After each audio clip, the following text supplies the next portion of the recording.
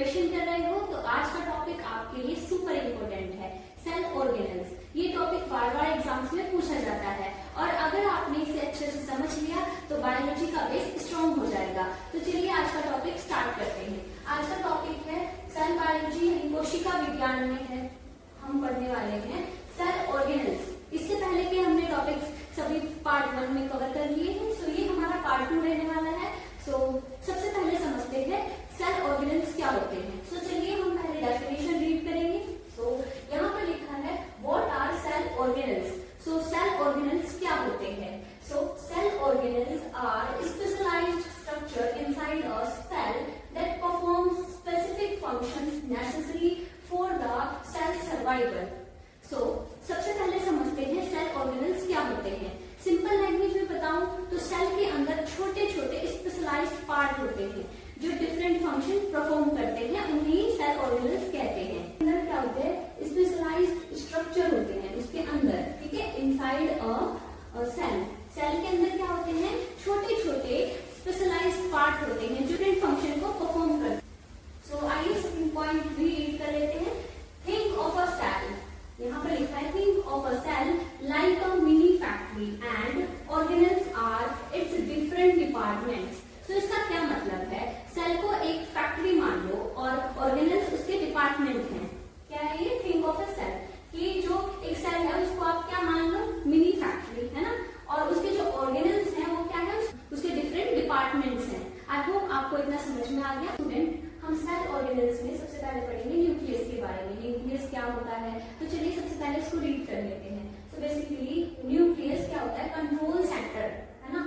Structure के बारे में पढ़ते हैं। Surrounded by a double membrane. कैसे surrounded? Surrounded by double membrane. और क्या है? Nuclear envelope. थर्ड पॉइंट है contains nucleoplasm.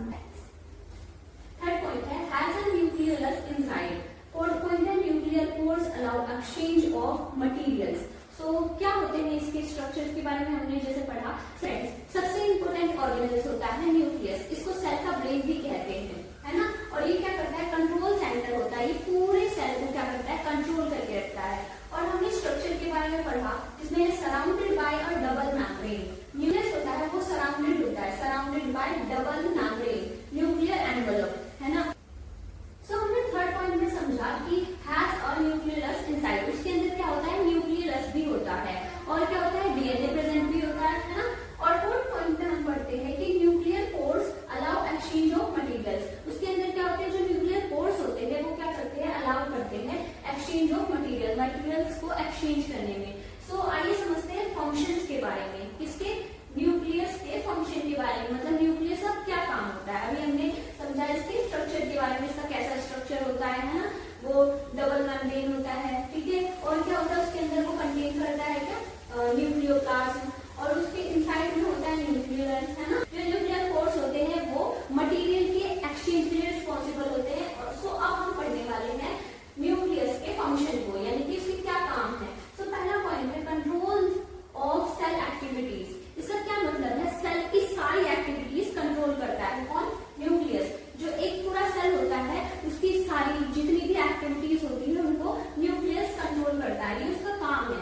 So second point में है स्टोर जेनेटिक मटेरियल डीएनए। क्या करता है? स्टोर करता है जेनेटिक इंफॉर्मेशन को, है ना, डीएनए को। स्टोर जेनेटिक मटेरियल्स डीएनए, ये क्या करता है? इसलिए आपको आई होप आपको समझ में आ गया कि जेनेटिक इंफॉर्मेशन को स्टोर करता है। थर्ड पॉइंट में हम समझते हैं हेल्प्स इन सेल डिवीजन।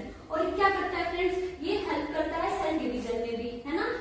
साथ के साथ ये सारे एक्टिविटीज को कंट्रोल कर रहा है सेल के अंदर होने वाली। और क्या करता है? जेनेटिक इंफॉर्मेशन को भी क्या करता है? स्टोर करता है और सेल डिवीजन में भी हेल्प करता है। आई होप आपको इतना क्लियर हो गया। तो चलिए हम आगे माइटोकॉन्ड्रिया के बारे में पढ़ेंगे। सो स्टूडेंट, अब हम सेकंड ऑर्गेनेल्स के बारे में पढ़ेंगे जो कि है माइटोकॉन्ड्रिया। आइए इसको रीड करते हैं।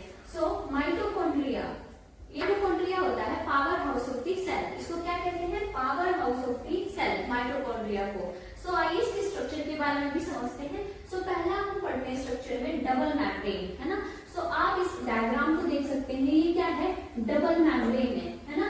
ये देखना, क्या ये फर्स्ट मेम्ब्रेन, ये सेकंड मेम्ब्रेन, डबल मेम्ब्रेन होता है ये बेसिकली, है ना। और क्या है? सेकंड हम पढ़ते हैं आउटर मेम्ब्रेन स्मूथ। क्या है इसका? जो आउटर मेम्ब्रेन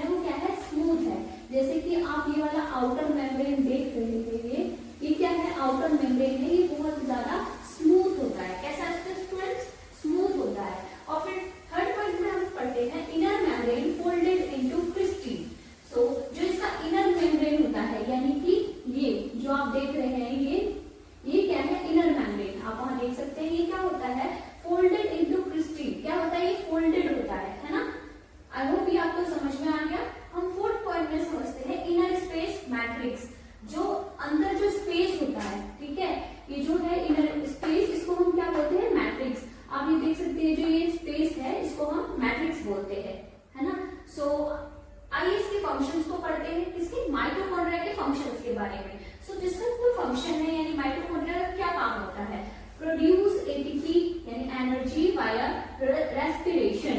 सो क्या होता है इसका मतलब स्टूडेंट्स, माइटोकॉन्ड्रिया बेसिकली करता क्या है, एटीपी प्रोड्यूस करता है यानी कि एनर्जी, ये क्या करता है, एनर्जी प्रोड्यूस करता है ना। इसके पास क्या होता है, has it own DNA semi autonomous, क्या होता है इसका खुद का डीएनए होता है ना, इसलिए इसको हम क्या कहते हैं, सेमी ऑटोनोमस कहते हैं known as the power house of the cell. जैसे कि हमने पहले समझा कि माइटोकॉन्ड्रिया को क्या कहते हैं, power house of the cell, क्योंकि पूरे सेल को क्या देता है, एनर्जी देता है, पावर देता है ना।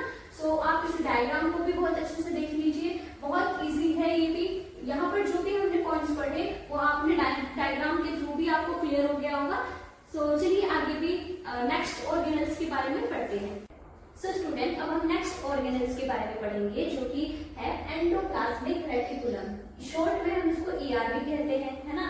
और ये क्या होता है, ट्रांसपोर्ट सिस्टम होता है। तो चलिए हम इसके बारे में थोड़ा पढ़ते हैं और डायग्राम्स के थ्रू भी समझते हैं। सो आप ये देख सकते हैं, ये इसका स्ट्रक्चर है ER का यानी एंडोप्लाज्मिक रेटिकुलम का डायग्राम है, इसके थ्रू हम समझेंगे। ओके, सो पहले हम इसके बारे में पढ़ते हैं। इसके दो टाइप होते हैं बेसिकली, है ना। एंडोप्लाज्मिक रेटिकुलम के क्या होते हैं, दो टाइप्स होते हैं, है ना। एक होता है रफ एंडोप्लाज्मिक रेटिकुलम और एक होता है स्मूथ एंडोप्लाज्मिक रेटिकुलम। आप देख सकते हैं A और B करके हमने यहाँ पे लिखा है रफ एंडोप्लाज्मिक रेटिकुलम। आप इस डायग्राम में भी देख सकते हैं रफ एंडोप्लाज्मिक रेटिकुलम ये वाला होता है, ठीक है, रफ मतलब ये थोड़ा रफ होता है, ये स्मूथ नहीं होता। और सेकंड कौन सा है, स्मूथ है, ये बहुत ज्यादा क्या है, स्लिपरी होगा यानी कि स्मूथ होगा, इसलिए क्या है, ये स्मूथ एंडोप्लाज्मिक रेटिकुलम है। इसको शॉर्ट में स्मूथ ER भी कह सकते हैं और रफ को रफ ER भी, है ना। सो इसके जो रफ ER होता है यानी कि रफ एंडोप्लाज्मिक रेटिकुलम होता है, इसका क्या काम होता है, क्या होता है, हैज राइबोसोम्स अटैच्ड। सो क्या होता है रफ एंडोप्लाज्मिक रेटिकुलम, राइबोसोम्स लगे होते हैं इसमें, जैसे कि आप यहाँ पर देख सकते हैं, ये क्या है, ये छोटे छोटे जो हम देख रहे हैं ये क्या है, राइबोसोम्स है, क्या है बेसिकली ये राइबोसोम्स, ये क्या होते हैं, इससे अटैच्ड होते हैं, है ना। सो इसका क्या फंक्शन होता है, आप यहाँ पर देख सकते हैं फंक्शन की, प्रोटीन सिंथेसिस एंड ट्रांसपोर्ट। सो जो रफ एंडोप्लाज्मिक रेटिकुलम होता है इसका क्या काम होता है, क्या काम होता है स्टूडेंट, सिंथेसिस करना, और क्या काम होता है, ट्रांसपोर्ट का काम होता है। आई होप इतना आपको समझ में आ गया। सो आप यहाँ डायग्राम में भी देख सकते हैं रफ एंडोप्लाज्मिक रेटिकुलम में ये क्या करता है, बेसिकली क्या करता है, प्रोटीन्स को सिंथेसिस करता है और उसको ट्रांसपोर्ट करता है। सेकेंड हम डिस्कस करने वाले हैं स्मूथ एंडोप्लाज्मिक रेटिकुलम।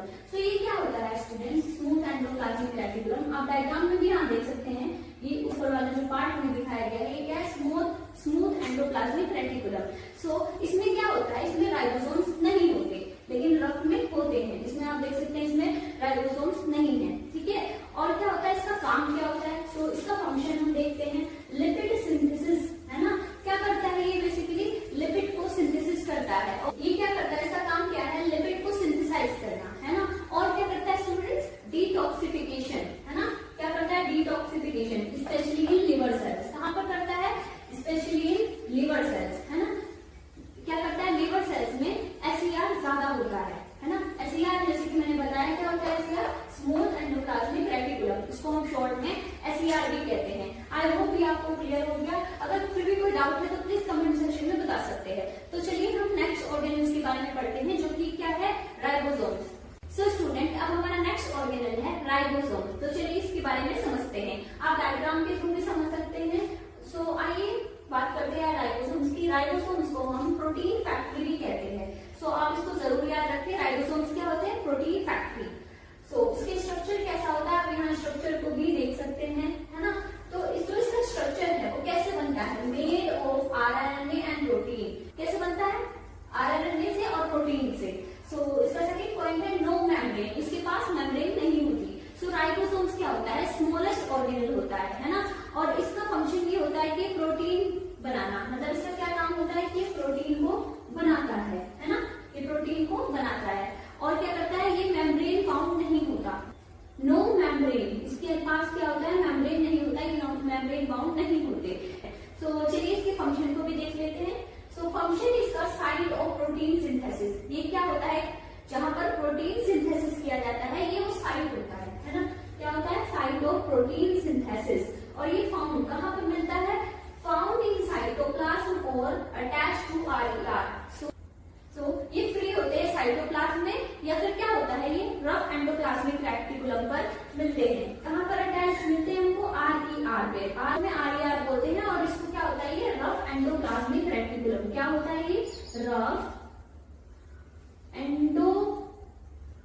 साइटोप्लाज्मिक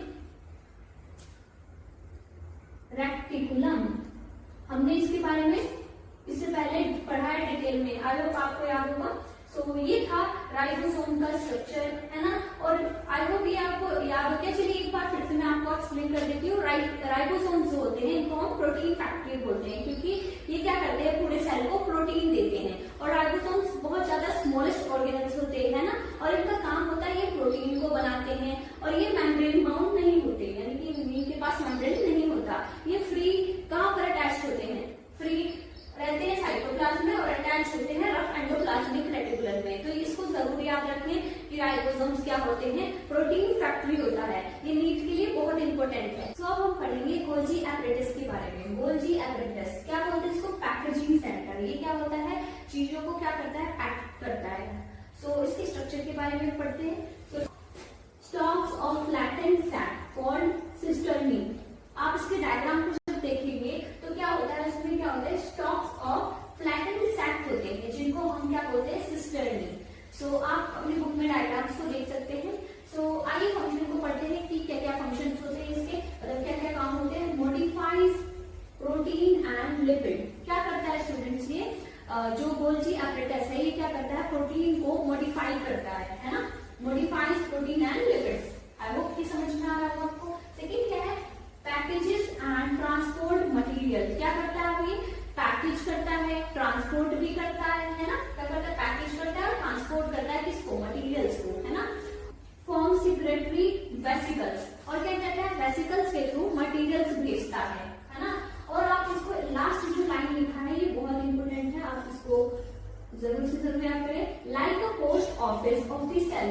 सो जो गोल्जी एपरेटस होता है ये क्या होता है, गोल्जी बॉडी को आप समझ सकते हो एक क्या, अ पोस्ट ऑफिस। ये क्या करता है, एक पोस्ट ऑफिस है ना। और इसका मेन काम होता है पैकेजिंग सेंटर, मतलब ये चीजों मटेरियल्स को क्या करता है, पैक करता है और उनको ट्रांसपोर्ट करता है। आई होप ये आपको क्लियर हो गया। सो स्टूडेंट अब हम डिस्कस करेंगे लाइसोसोम्स के बारे में। बेसिकली लाइसोसोम्स क्या होते हैं, इनका क्या वर्क होता है ना।